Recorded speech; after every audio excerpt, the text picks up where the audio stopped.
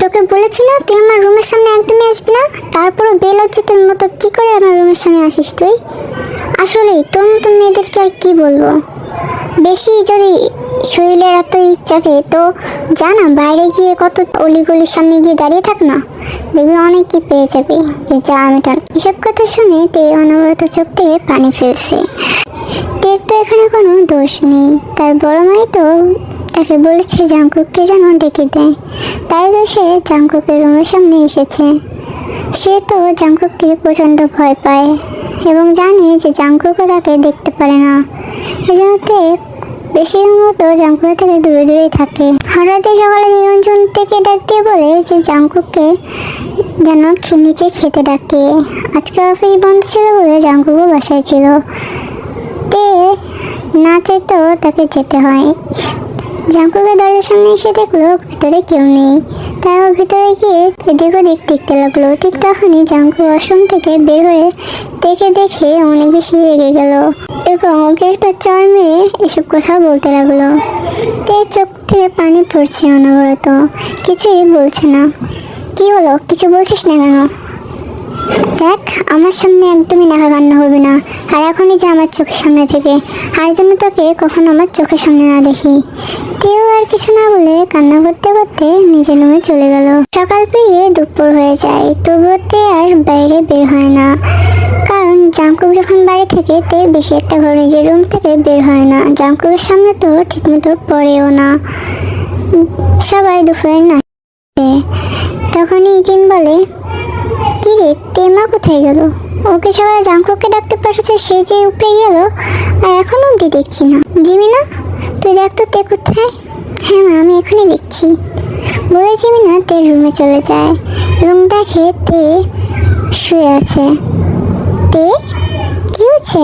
তে পিছনের দিকে ঘুরে তাকায় এবং দেখে জিমিন এসেছে। কই কই কিছু না তো আপু। কি রে তুই খেতে এলি না? যে সে সকালে তোকে মা উপরে পাঠালো আর এখন অব্দি তুই খেতে এলি না নিচে? ওই আসলে আপু খিদে ছিল না, তাই এমনি উপরে আসলাম। এখন আয় নিচে আয়, আম্মু তোকে ডাকছে। তুমি যাও না, আমি আসছি একটু পরে।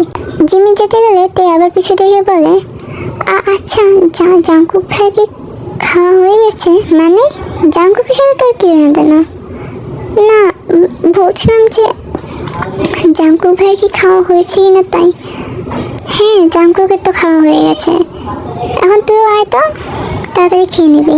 তো এটা স্বস্তির নিঃশ্বাস ফেলে এবং জিমিনের সাথেই নিচে চলে যায়।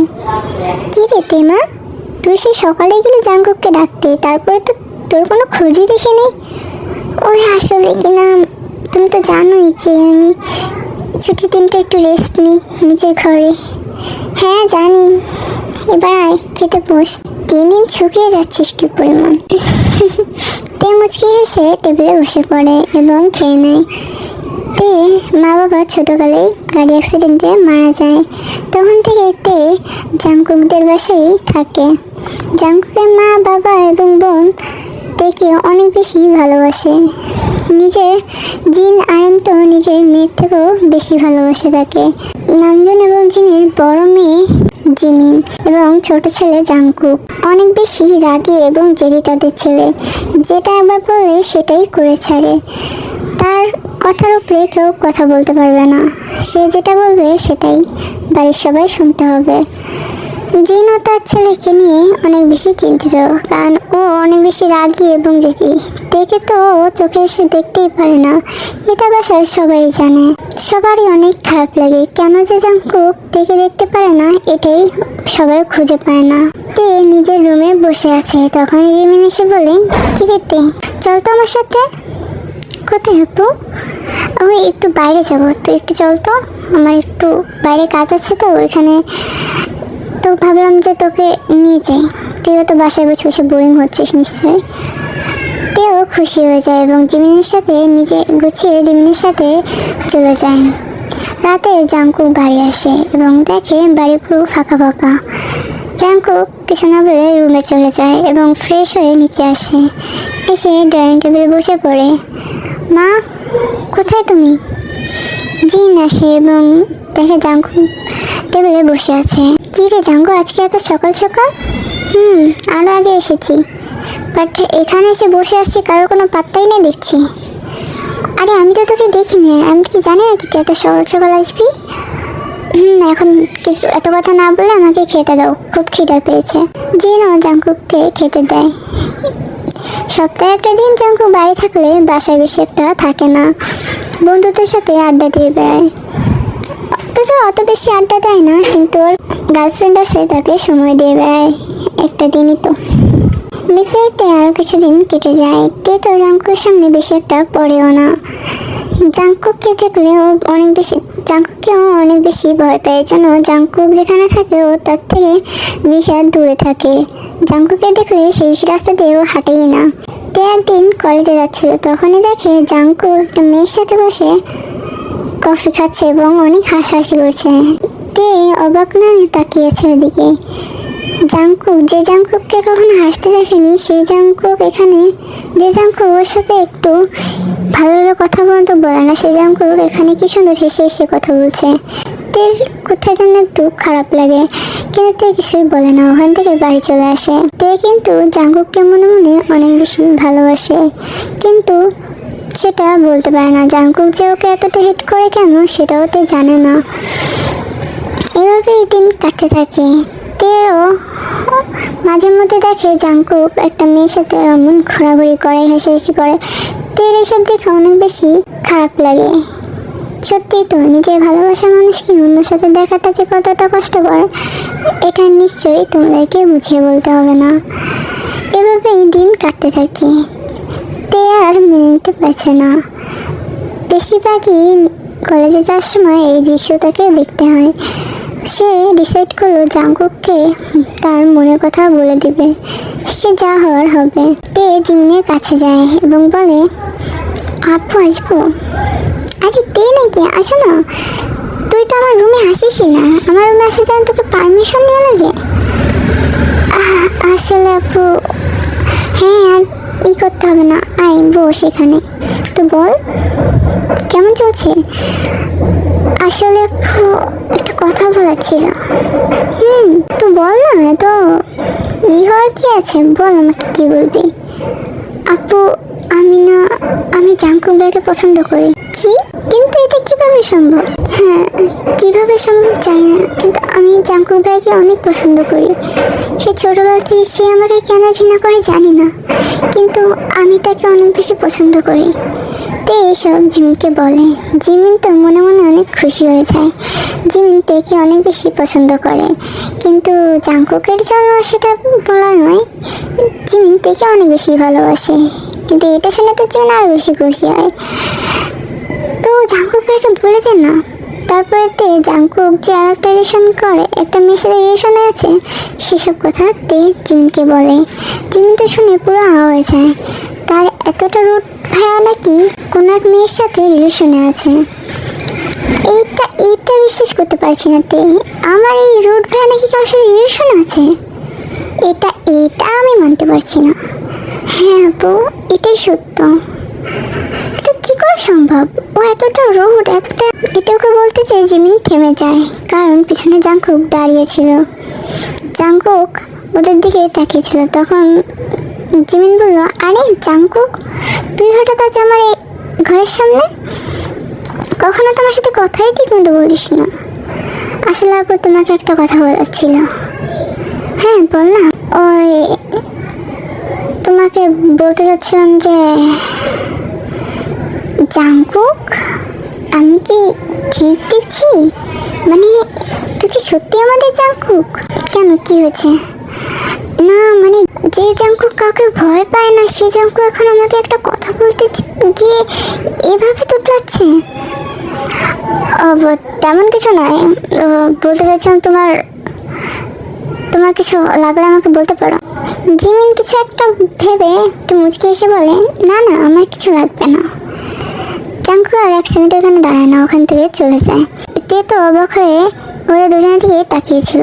তে কিছু না বলে নিজের রুমে চলে যায় এবং প্ল্যান করতে থাকে কীভাবে জাঙ্কুককে প্রপোজ করা যায়।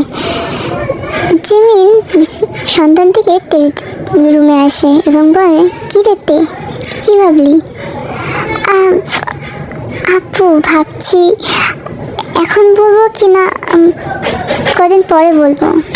দেখতে আমার যেটা মনে হয় তোর তাড়াতাড়ি বলে দেওয়া উচিত, কারণ সময় থাকতে না বললে, সময় পেরিয়ে গেলে বললে এটা ক্ষতিকর হতে পারে তোর জন্য। তুই বুঝতেই পারছিস যেহেতু জাংকুকের গার্লফ্রেন্ড আছে, তো আমার মনে হয় না জাংকুক তো তোকে ঘৃণা করে, তুই তো জানিসই। তে চোখ ছলছল করে ওঠে, তারপরে তে কিছু বলে না। তে ভাবছে সে প্রপোজ করবে জাংকুককে, তারপর যা হওয়ার হবে।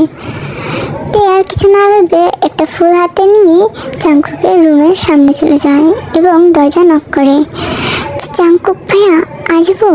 জাংকুক ল্যাপটপ নিয়ে কাজ করছিল। হঠাৎ তের গলা শুনে জাংকুক সেদিকে না থেকে গম্ভীর বলে, কি চাই আমার রুমে? আসলে ভাইয়া তোমাকে কিছু বলার ছিল, ওর কাছ থেকে আমার কিছু শোনার নেই, তুই যেতে পারিস। প্লিজ জাংকুক ভাইয়া, এভাবে তাড়িয়ে দিও না প্লিজ। এটা প্লিজ ভাইয়া, আমার কথাটা শোনো। জাংকুক তের দিকে ভুরু কুচকে তাকায় এবং বলে, কি এমন কথা? জাংকুক ভাইয়া তোমাকে একটা কথা বলছিল, ভিতরে আসি। জাংকুক কিছু বলে না। তে তারপর ভিতরে চলে আসে এবং জাংকুকের সামনে আঁঠু গিয়ে বসে পড়ে। জাংকুক সেদিকে তাকিয়ে পুরো কুচকে ফেলে এবং তে ফুলটা সামনে নিয়ে জাংকুককে বলে, জাংকুক ভাইয়া আই লাভ ইউ। জাংকুক তো স্তব্ধ হয়ে যায়। পরক্ষণেই তার ভুরু কুচকে আসে এবং চোখ রক্তিম ধারণ করে। তেকে উঠে ঠাস করে চড় মেরে দেয়। আচমকা চড় খেয়ে তের গাল কেমন টনটন করছে, ব্যথায় তার মনে হচ্ছে গাল ছিঁড়ে যাবে। তে অশ্রুসিদ্ধ নয়নে জাংকুকের দিকে তাকায়। জাংকুক তার গলা টিপে ধরে এবং বলে, তোর সাহস কি করে হলো আমাকে প্রপোজ করার? তোর নিজেরই দেখেছিস, থাকিস তো আমাদের বাসায় আসছিতা হিসেবে, আবার আসিস আমাকে প্রপোজ করতে? লজ্জা করে না তোর? তের নিজের মুখে বলার ভাষা হারিয়ে ফেলেছে। কি বা বলবে সে? চোখ থেকে অনবরত পানি পড়ছে। জাংকুকের দিকে অবাক নয়নে তাকিয়ে আছে। তুই ভাবলি কি করে যে তোর প্রপোজ আমি অ্যাকসেপ্ট করবো? তোর প্রপোজ করার সাহসটা কোথা থেকে আসে সেটা বল। তোকে তো আমি এমনিই দু চোখে দেখতে পারি না, আবার তুই সেই মুখ নিয়ে আমার সামনে আসিস প্রপোজ করতে। এই তোর লজ্জা করে না নিজের ভাইকে প্রপোজ করতে? এতই যখন তোর অঙ্গে তুই যখন জ্বালা, তখন জানা রাস্তার অলিগলিতে গিয়ে দাঁড়িয়ে থাক। আগেও তো বলেছি, এতই যখন তোর শরীরে জ্বালা থাকে তো যা গিয়ে রাস্তার অলিগলিতে দাঁড়িয়ে থাক, দেখবি কত ছেলে তোকে দেখে টেনে নিয়ে যাবে। আমার কাছে আসিস কেন? আর তুই তো জানিস যে আমার গার্লফ্রেন্ড আছে, তুই দেখিস নি? তে চোখ থেকে অনবরত পানি পড়ছে, সে কিছুই বলে না, চুপ করে থাকে। আর তোর মনে হয় অনেক বেশি ঝালা উঠছে তাই না? মাকে বলে তোর বিয়ে দেওয়ার ব্যবস্থা করতে হবে। অনেক বেশি বার পেয়েছিস তুই। সামান্য আমাদের বাসা আশ্রিতা হিসেবে থেকেও তোর অনেক বেশি বেড়ে গেছে তাই না? তোকে কিছু না বলতে বলতে অনেক বেশি উপরে উঠে যাচ্ছিস। আর সব কিছু হয়েছে মার জন্য। মা তোকে আশ্রয় না দিলে তোকে তো কবে। জাংকুক আর কিছু বলার সুযোগ পেল না। তে দৌড়ে জাংকুকের রুম থেকে বেরিয়ে গেল এবং নিজের রুমে গিয়ে বালিশের মুখ চেপে কান্না করতে লাগলো।